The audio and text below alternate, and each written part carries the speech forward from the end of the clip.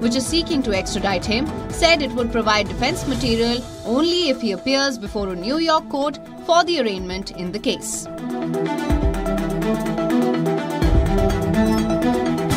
Hafiz Abdul Salam Bhattavi, the deputy of Hafiz Saeed and the founding member of Lashkar-e-Toiba, has died due to cardiac arrest. The United Nations Security Council confirmed his demise on January 11th, saying that Bhattavi died on the 29th of May last year while serving his sentence in Pakistan's Punjab jail. Bhattavi was one of the key conspirators of the 26/11 Mumbai terror attacks that left more than 250 people dead. Bhattavi took charge of the LET after Saeed was detained for his role in Mumbai terror assault. Saeed is in Pakistan government's custody and serving a 78-year imprisonment sentence.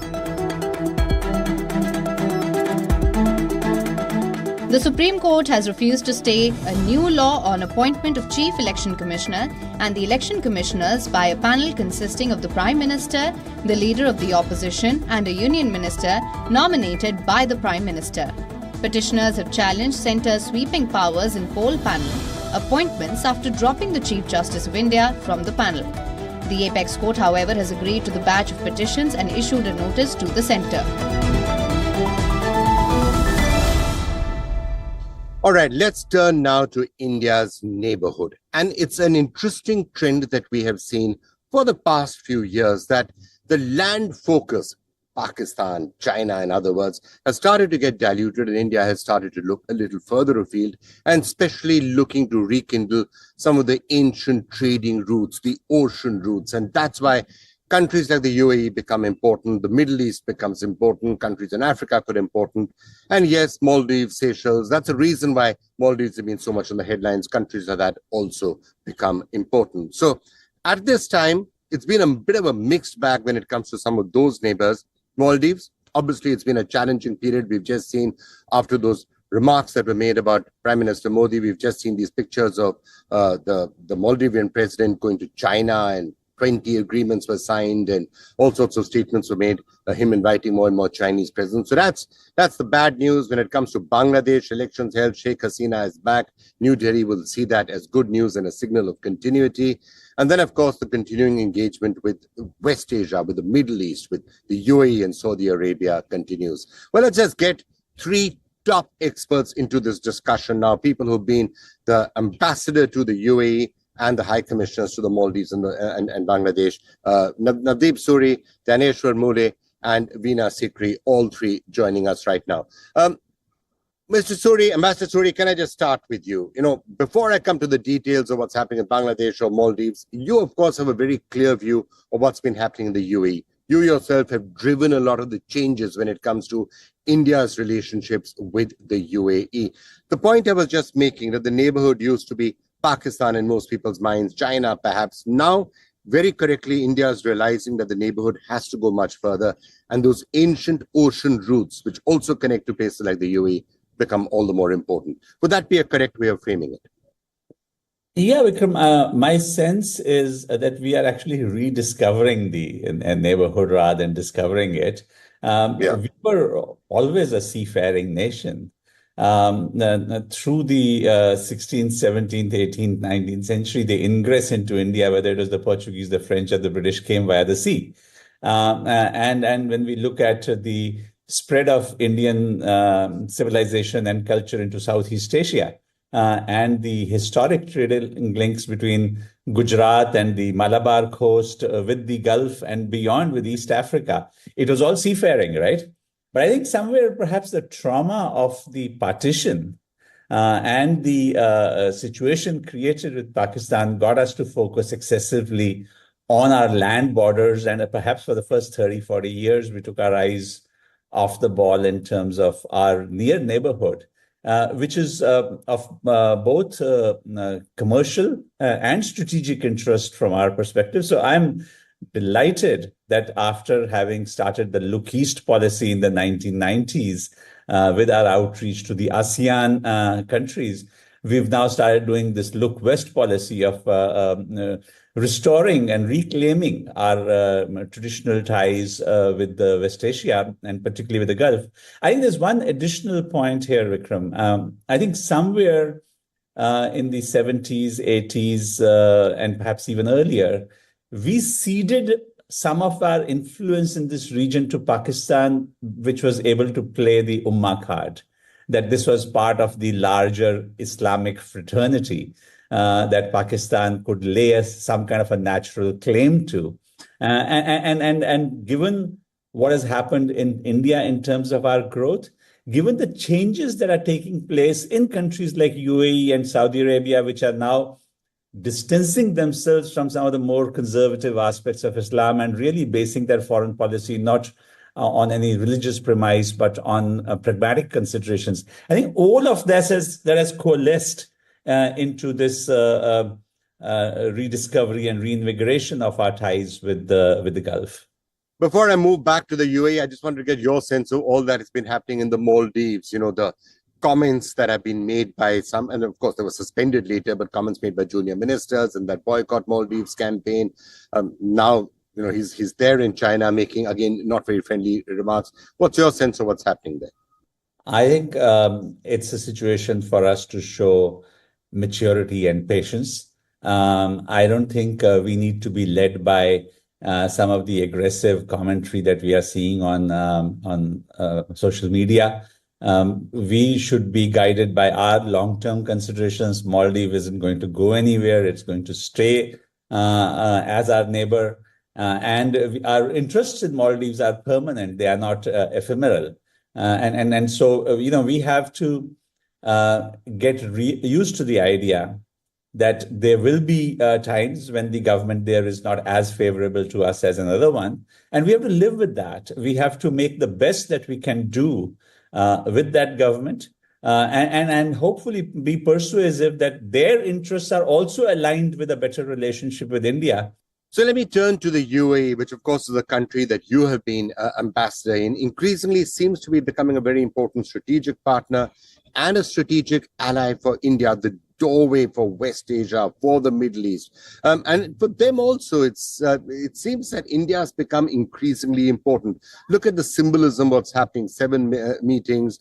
Sheikh Mohammed bin Zayed is gone for vibrant Gujarat, and now a temple is going to come up right here in Abu Dhabi. A lot seems to be happening. Absolutely. I think, I had the privilege of not only having a ringside view to the transformation that has happened in our relations with UAE, but also playing a bit of a role in that. And in foreign policy, we normally think that changes in relationships are incremental. But the kind of dramatic transformation that we've seen with UAE over the last decade, I think at one level, a lot of credit goes to the energy that Prime Minister Modi has personally invested into this relationship. A lot of people don't realize that he has visited UAE 7 times over the last 9.5 years or so. And this is a country where no Indian Prime Minister had visited from Mrs. Gandhi in 1981 until Prime Minister Modi went in 2015. And for the president of UAE, Sheikh Mohammed bin Zayed, to be in Gujarat for Vibrant Gujarat and the kind of roadshow and the Ahlan Modi events that are being planned. Prime Minister Modi is going to be back in Abu Dhabi in a month's time for the inauguration of the first Hindu temple in UAE. I had to spend a lot of time persuading my interlocutors, particularly in India, who don't know how large the relationship is. With UAE. 3.5 million Indians is 35% of UAE's population. It's the largest concentration of Indian nationals outside India. Let that sink in. It's the largest source of remittances for India, close to $20 billion a year that supports economies in several states in India, right? Particularly in Kerala and so on. It is our 3rd largest trading partner after the US and China. A lot of people don't realize that it's larger trading partner than Japan or Germany or UK or France. It's counterintuitive. But our exports, our trade last year was $80 billion. It's our 2nd largest destination of exports after the United States. And that's partly because of the efficiency of Dubai or Jebel Ali as an entrepot from where goods can be transshipped to East Africa, to Central Asia, to Iran, even in some cases to Pakistan.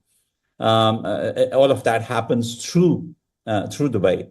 And increasingly, the two elements that were perhaps not existing earlier, one is the very proactive approach of UAE's large sovereign funds to invest into Indian infrastructure. And we see those billions of dollars flowing into telecom, into ports, into renewable energy, into highways, all of those sectors that are critical to us. And this is patient capital, which is going to really contribute to India's economic growth. And this last point, Vikram, I'll make, which is again transformational, is the kind of political support that UAE has been extending to us at crucial junctures. I mean, I was in Abu Dhabi when Article 370 was revoked. And it mattered to us politically that UAE became the first Arab country to say this is India's internal business. So would you say that for whatever is happening, the overtures that are being made, it also signals some sort of a transformation that is taking place in the Middle East, in countries like Saudi Arabia, and certainly here in UAE? I mean, the fact that one of the largest Hindu temples anywhere is coming up in Abu Dhabi, it signals a certain opening up, a certain multiculturalism that India is clearly taking note of also. These countries are also changing. There's no question about that. We can trace, I think, the transition that has happened in these countries, particularly in UAE. I've seen it firsthand.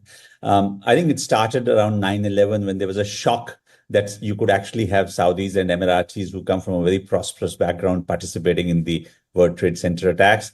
We saw it after the so-called Arab Spring, the risks of a slide towards Islamic fundamentalism.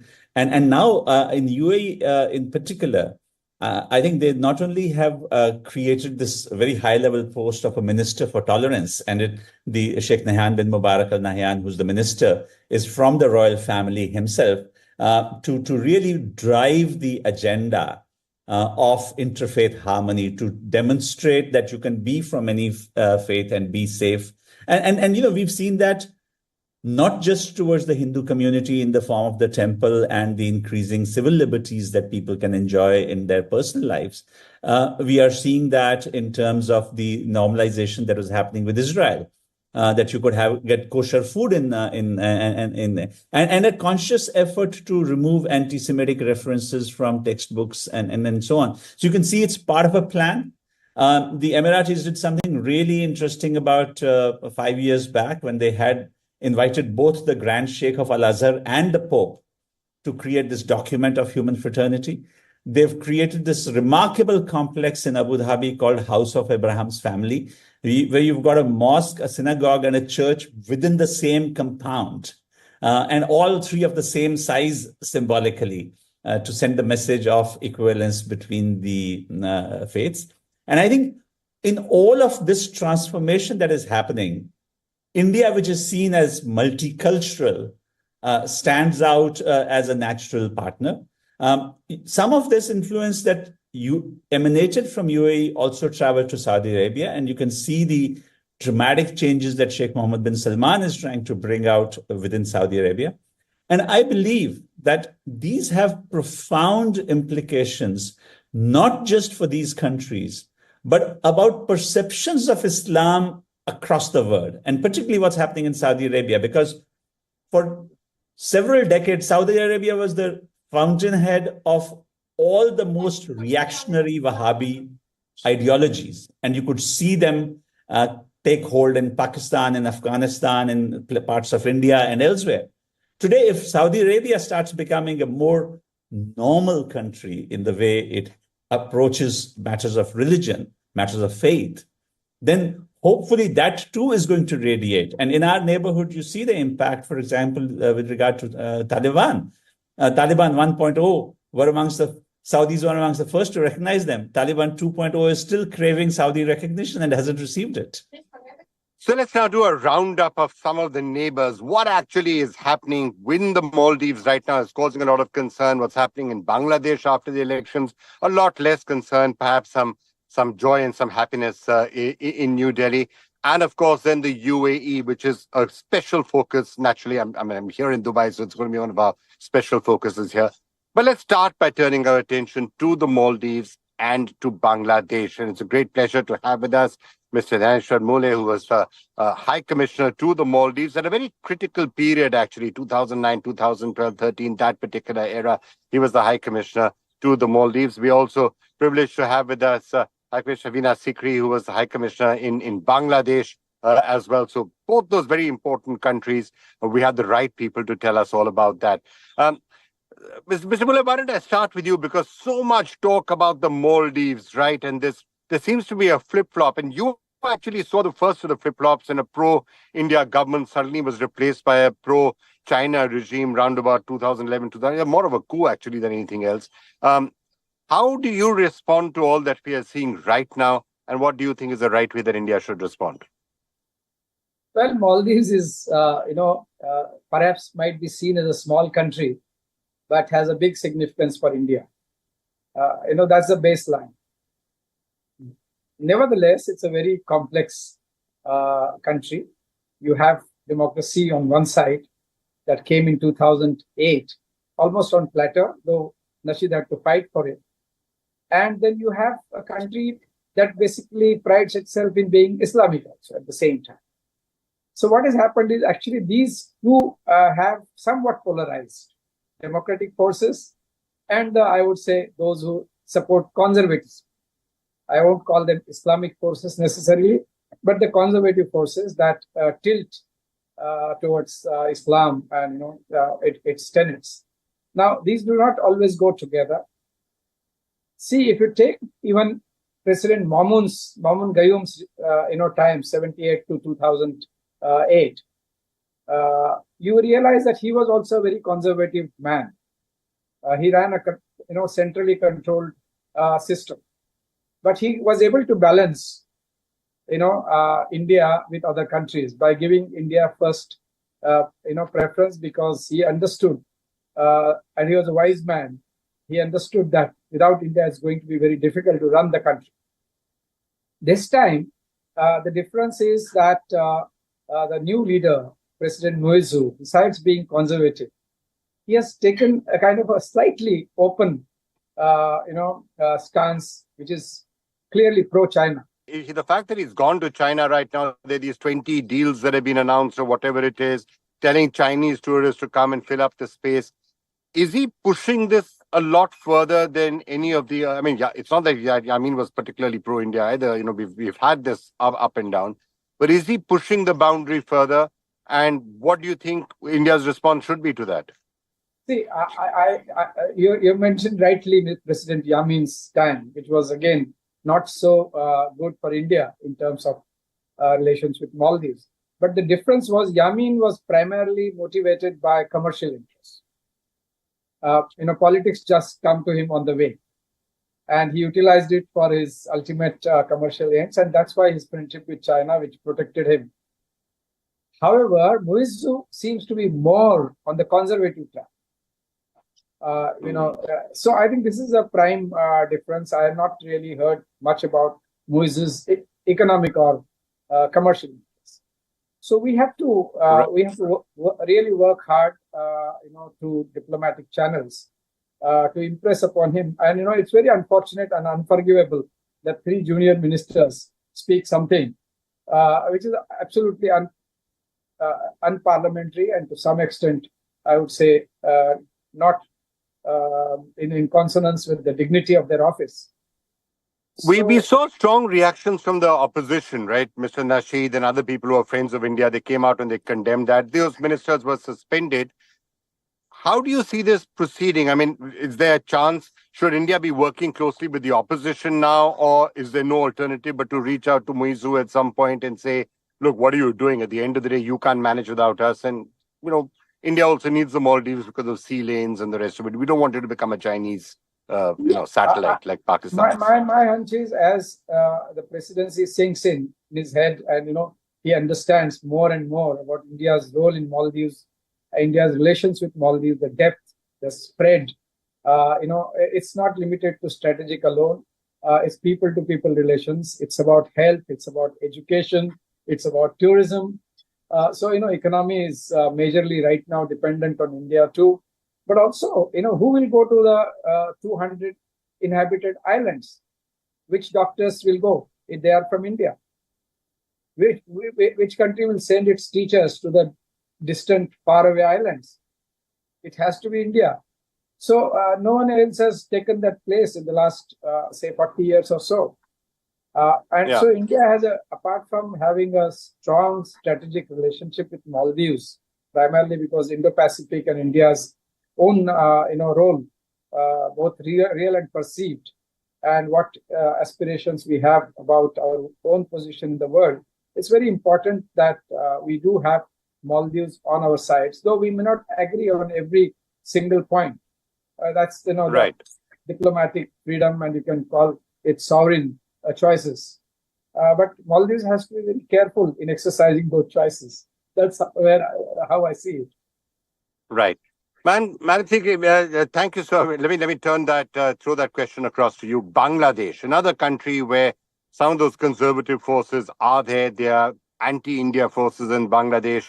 But luckily, Sheikh Hasina has been there for a while. And of course, there are a lot of questions in the West and others, how free and fair were the elections, the opposition boycotted it.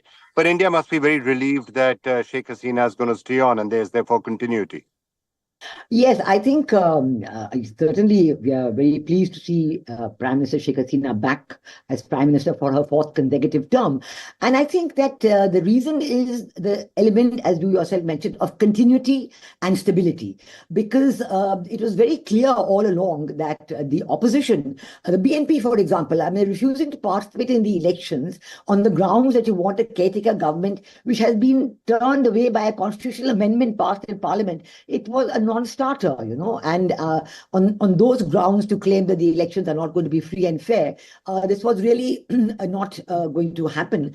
I think one of the most important things, both in Bangladesh and in Maldives, is about the reaction of the people. And I think here, there was a kind of expectation by the BNP or the Jamaat saying, okay, we'll see what happens in the elections, but afterwards the people are going to rise up in what they call a movement, That has not happened. The people have accepted the results. Everything is calm. Everything is peaceful. And even the BNP in a press conference held yesterday or day before said, yes, now all we can do is wait for another 5 years. So I think this acceptance by the people is an important point. And my point, I would refer briefly to the Maldives because I have a South Asia Women's Network, which encompasses 9 countries. I've been running this for 15 years. And I must say that the people of Maldives, my members and others, they have come up very strongly against what those 3 deputy ministers have said, such derogatory remarks about India. And they have said, we don't accept it. The Tourism Association of Maldives, which is a very powerful association, has come up strongly, advising their president to say, look, we want to change this and we want good relations with India. It's essential for our tourist industry. So this kind of a positive response is what India should work for in the neighborhood.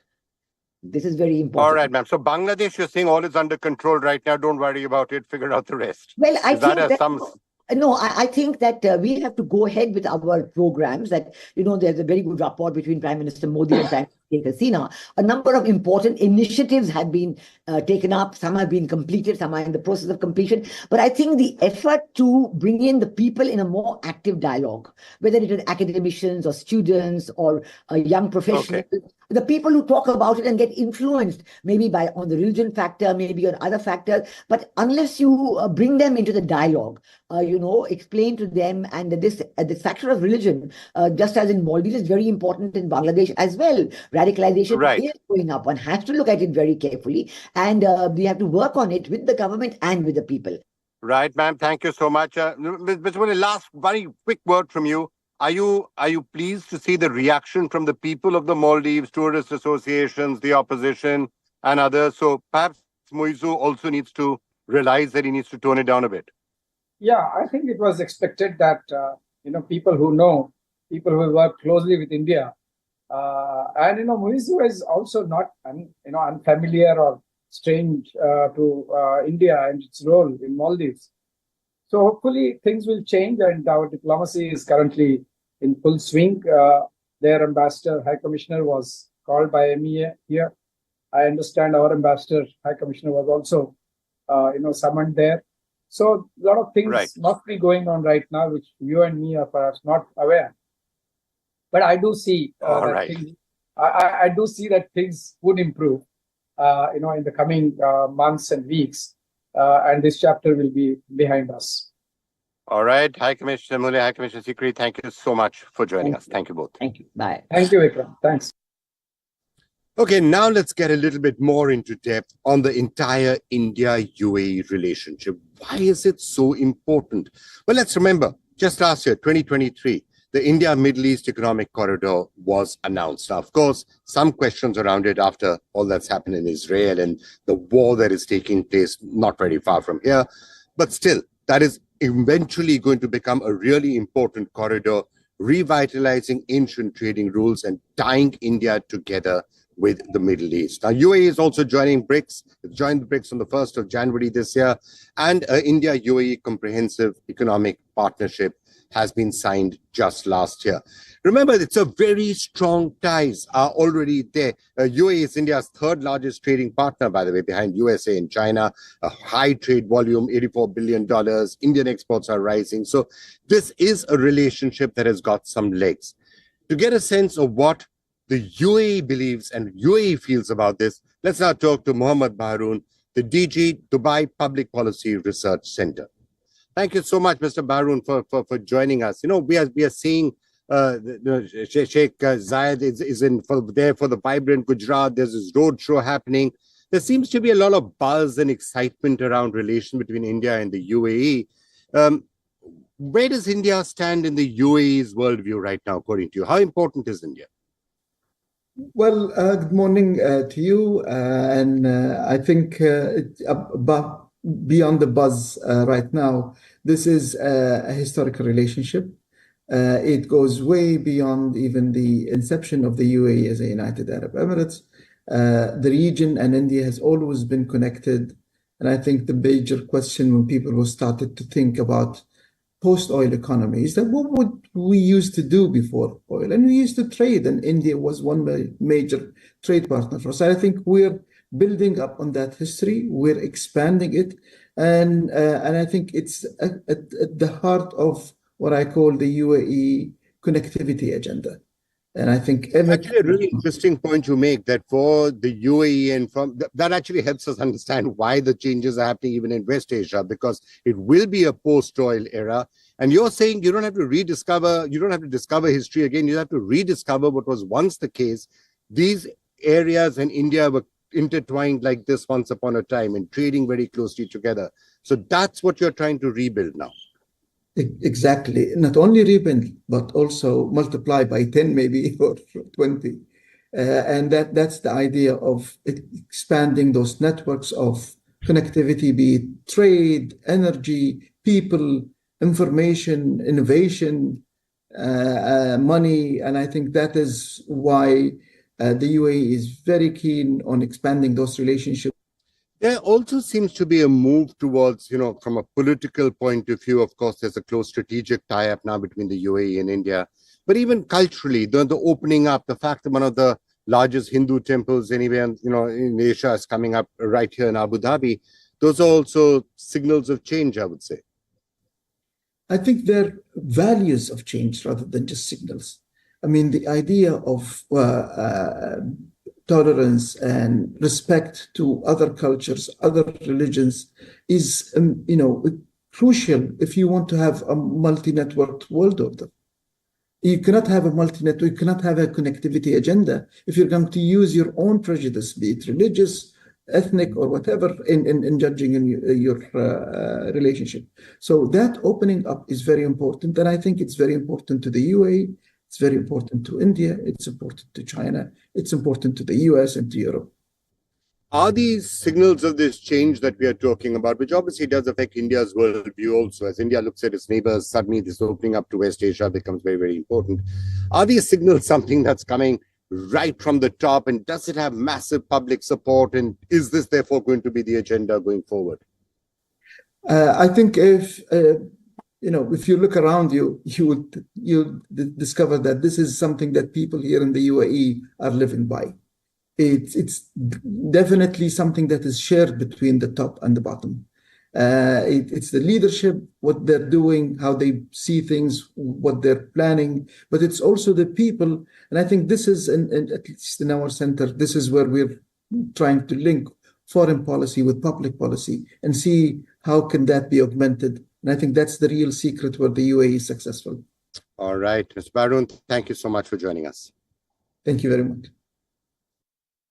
Well, of course, the people-to-people context that we were just hearing about is important. Not many people realize that the Indian diaspora is 3.5 million people in the UAE. Actually, when you walk here on the streets of Dubai or you go into a shop, quite often you just naturally start talking in Hindi because that seems to be the lingua franca in many ways. And those people-to-people relations will be pushed a little bit further with all these big meetings that are happening and with the inauguration then of the temple. Prime Minister Modi is going to be here with us, and we're now being joined by Dr. Nishi Singh, the Director of Communications, Ahlan Modi Indian People's Forum, which is going to be actually putting that entire event together. Great to hear from you. So obviously a lot of excitement within the community, the Indian diaspora here. What does Ahlan Modi actually mean for the community? These events have always, in the past, also created a lot of buzz. Good morning, Vikram. It is wonderful to be speaking to you. Namaskar and salam alaikum to all your viewers.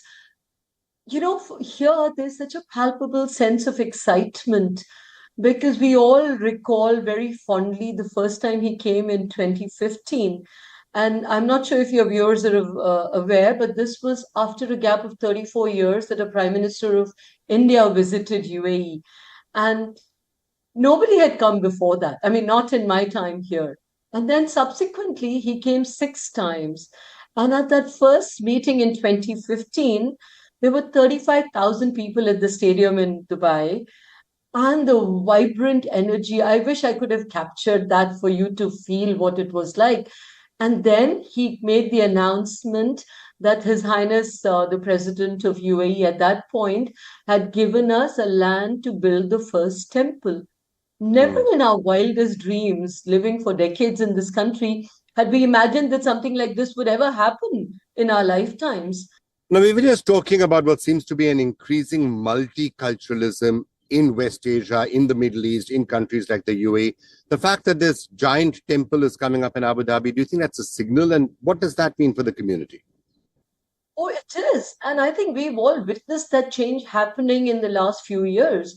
I mean, I always say to people that never had we imagined. Of course, there's always been a lot of respect for the Indian business community and the working class, but the respect for professionals, the respect for people, the tolerance. I mean, for instance, I've been working for the government for many decades now, the government of UAE. And for the first time, we actually got an email wishing us Happy Diwali.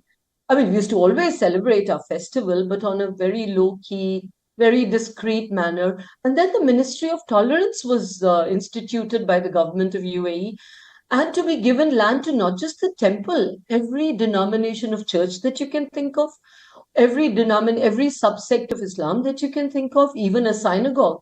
You know, Dr. Singh, when you talk about the diaspora all around the world, many people think about Canada and the USA and the UK. Not many people realize how big the diaspora actually is in the Middle East and certainly in countries like the UAE. Would you believe that it's one of the most important diaspora communities anywhere on the planet? But then see how the diaspora has contributed to building UAE to what it is today. I mean, people forget that we are not all senior professionals here. Majority of our expat population here lives in the labor camps. And that is where, you know, organizations like us, the Indian People's Forum, come in, because we act as a bridge between the government and the embassy and, you know, our people on the ground. And I think we've seen the difference firsthand, how the Indian embassy and the government, as on both sides, has become receptive to the needs of our people here. I mean, just the fact that our embassy and consulate is working 365 days, 24/7, we just have to pick up, our volunteers have to just pick up the phone and call anyone in the government on either side, even the labor department in UAE. Any problem with any workers, we just find solutions, which was unheard of in the olden days. So we've seen how the current dispensation has changed life for each one of us at every level. All right, Dr. Nishi Singh, we are going to come back to you again, perhaps at the time of Ahlan Modi, to see what the community is making of it all. Thank you so much for joining us. All right, before we move on, let's just turn to another one of our regular segments, the global media, and what the global media is saying about India and the India story. As per an NYT report this week, Maldivian President Muizu's pro-China stand, marked by a second state visit and plans to expel Indian military personnel, has added fuel to the ongoing power struggle with India. But despite tensions, both Maldives and India should tread carefully, given India's substantial infrastructure investments in the island nation, the report said. As tensions escalate in the Indo-Pacific region, China and India are intensifying their efforts to bolster their naval capabilities, with both nations on the brink of commissioning their third aircraft carriers. According to a Nikkei Asia report, while China has unveiled its new advanced aircraft carrier, the Fujian, India, in response to China's expanding influence in the Indian Ocean, has revealed plans for another Vikram-class aircraft carrier. How can India balance its development while ensuring environmental protection? According to climate experts, quoted in a CNN report, India is projected to experience temperatures surpassing survivability limits by 2050. As one of the fastest growing economies, the country grapples with the dual challenge of sustaining development and safeguarding the environment amid the unfolding climate crisis. The media extensively covered UAE President Sheikh Mohammed's visit to Gujarat, with the nation reporting crucial deals were signed to solidify strategic ties between the two nations. Sheikh Mohammed's presence at the vibrant Gujarat Global Summit underscored the power of building bridges for economic growth and development. Well, before I end this episode of India Story, a very special interview for you. I was speaking about the fact one of the largest Hindu temples anywhere is coming up in Abu Dhabi. It's an important signal. And we're now being joined by Swami Brahmavihari Das, who's a representative of the BAPS organization. He's the person who's really been driving a lot of the construction out here. Swamiji, thank you so much for joining us. Tell us a little bit about this temple and what it means for you and others. The BAPS Hindu Mandir, it's almost seen as a miracle. It's like a lotus, growing in a desert.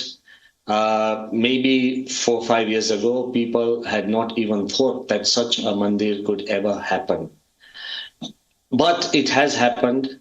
Primarily, our spiritual leader, His Holiness Pramukh Swami Maharaj. It was in 1997. And to really put it forward, I was present with him in the deserts of Sharjah. But naturally, he said a prayer that may there be a temple in Abu Dhabi and may it bring countries, cultures and religions closer together. At that time, it was absolutely unbelievable or unthinkable. But as you know, the words of a wise man with the purity of his heart has the power to change the climate and the microclimate of our hearts. And then the beautiful friendship between our beloved Prime Minister, Sri Narendra Bhai Modi, and the current ruler of Abu Dhabi, His Highness Sheikh Mohammed bin Zayed Al Nahyan, it grew and flourished to the level that, the mandir was discussed, and we were allotted land in 2015.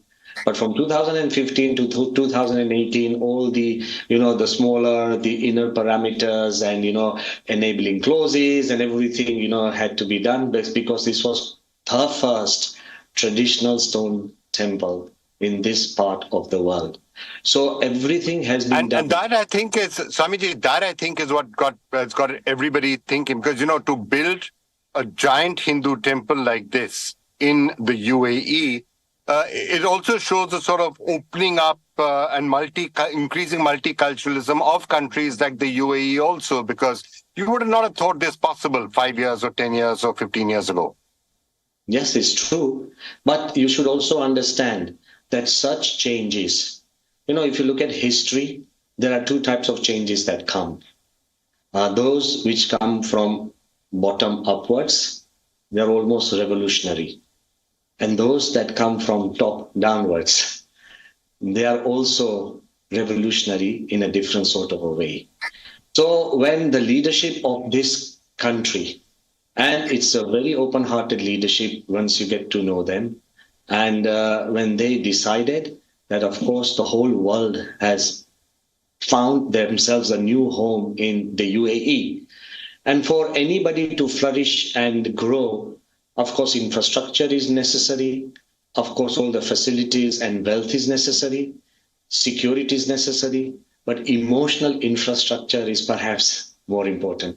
When the temple was announced, and I want to be very, very upfront, when the temple was announced and when people literally saw the temple coming up, I've had hundreds of people coming to me in one way or another with greater faith and belief saying that, Swami, we've just bought a land.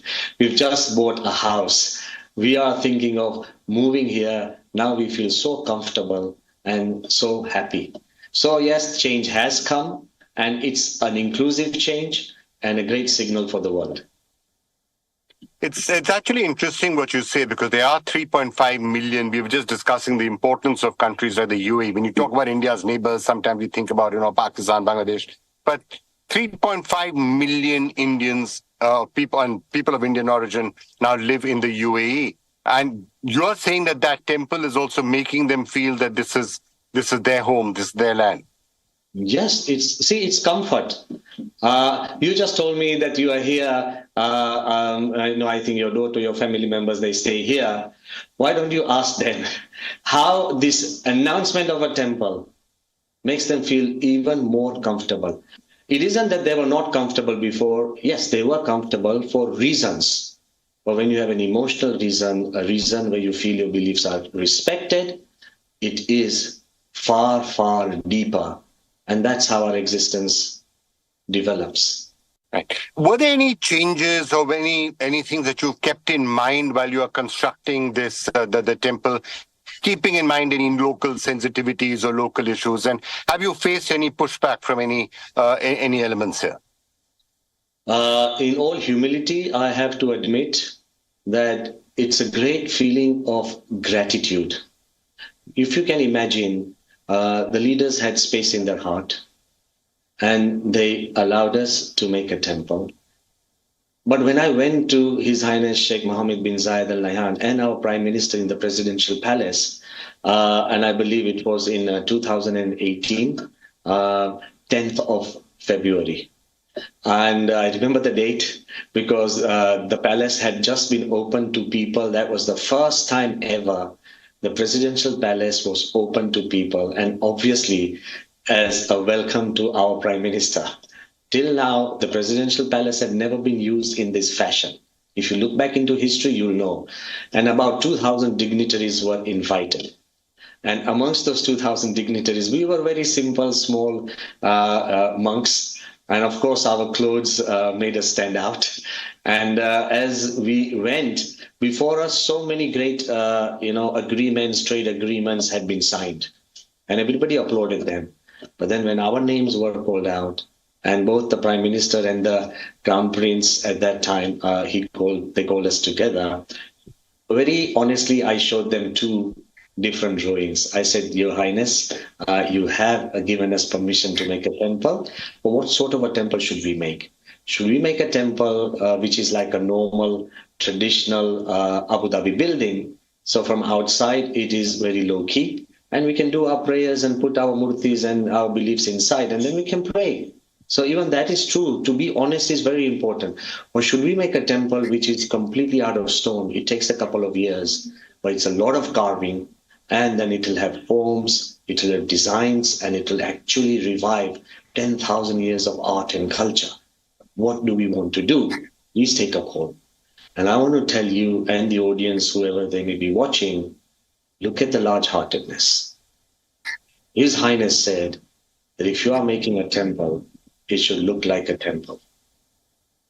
And you make the traditional one, put the carvings in. And that's when, as I talk to you, I am literally getting goosebumps because that moment was very well. I never imagined this would be. And that's when our Prime Minister came closer to us and said that, Brahmavihari Swami, I and the Crown Prince are like brothers. That's when he said that all three of us are brothers.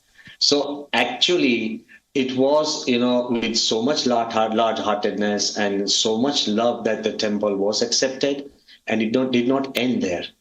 Sometimes the principal of a university, he loves you, but if you get not welcomed in the classrooms, you still feel pained. But that same large-heartedness, as we have felt in all the officers, the people in the streets, everybody has welcomed the temple with all their love. So we've not had any pushbacks. Yes, there was time went because some places there were no clauses, there was no licensing system for the audience. When they set up a system of giving religious places official license, and they even gave license to the earlier religious places who were there but did not have a license. And in that, just to commemorate the temple, they gave us 001. Though it was a very new place, but it has been given with so much love, and we have been welcomed by everybody, and there have been no pushbacks. Swamiji, thank you so much for joining us. It's such a pleasure. We'll try and talk to you again at the time of the inauguration. It's a pleasure talking to you, Swamiji. Thank you, and my prayers for everybody, your team and the viewers. Thank you. And that's all we have time for on this episode of the India Story. But we'll be back next week with all the major headlines from India and how the India story is playing out around the world. Bye for now.